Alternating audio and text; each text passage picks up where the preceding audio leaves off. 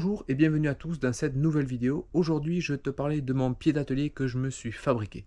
J'avais un pied d'atelier basique acheté à Lidl, ça vaut pas très cher, ça fait tout à fait le job.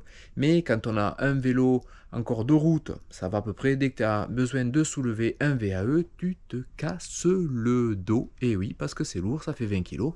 Et c'est pas marrant, tout ça pour aller démonter un pneu ou tout ça. C'est quand même super pratique d'avoir quelque chose qui est commode sans se casser le dos. Donc c'est pour ça que je me suis au début penché sur l'idée, je vais acheter un pied d'atelier au top, comme ils ont les pros, électrique. Non, ça coûte une blende, c'est super cher, et j'en ai pas l'utilité, et puis surtout j'ai pas les moyens de mettre autant d'argent là-dedans. Donc ce que j'ai fait, c'est que j'ai décidé de me fabriquer ce petit pied d'atelier qui est juste à côté de moi. J'ai peint cette partie en rouge car c'est l'endroit, la hauteur maxi en fait que va tolérer le vérin, c'est la course max du vérin. Donc pour éviter vraiment d'aller jusqu'à la hauteur, je me suis gardé une petite marge d'1 ou 2 cm pour éviter de faire sortir complètement le vérin à fond.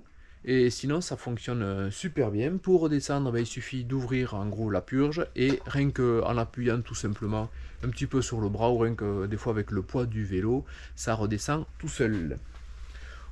Au niveau de la base, ici c'est un plateau en bois qui fait environ 50 cm de côté.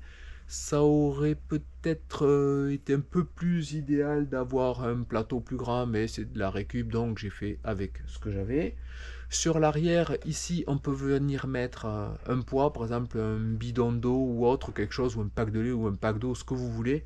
Forcément, un VAE, c'est une vingtaine de kilos. Et on aurait tendance tout simplement à faire basculer vers l'avant, vers là, comme ça, le vélo, et ça serait dommage soit de le prendre sur la figure ou tout simplement de le faire tomber. Donc voilà, peut-être une embase plus grande permettrait, ou sinon de le fixer au plafond, car actuellement, là-haut, au plafond, il n'est pas fixé. Je pourrais mettre un système d'équerre pour le fixer, pour éviter que ça bascule. J'ai besoin de le ranger dans un coin pour pouvoir ranger ma voiture dans mon garage, tout simplement. Donc quand je m'en sers pas, il part dans un petit coin, et quand j'en ai besoin, voilà, je le sors, ça fait une dizaine de kilos, ça se manœuvre relativement bien. La solution que j'avais pensé, c'est de mettre au niveau de mon petit plateau, de mettre 4 petites roulettes qui permettraient, voilà, de le déplacer un petit peu plus facilement. Voilà, ça sera peut-être des améliorations à faire, avec peut-être derrière une petite fixation pour mettre un poids ou quelque chose. Pour l'instant, je n'ai pas l'utilité. Voilà ce que ça donne. J'ai mis un petit vélo dessus pour voir, là on est en position basse, pour voir à quoi ça ressemble. Bon, après voilà, ça reste le système pied de vélo basique, et je vais te faire voir en modifiant, en montant le vérin, voir tout simplement voir circuler le tube, on va dire extérieur, qui circule dans celui intérieur, dans le plus petit.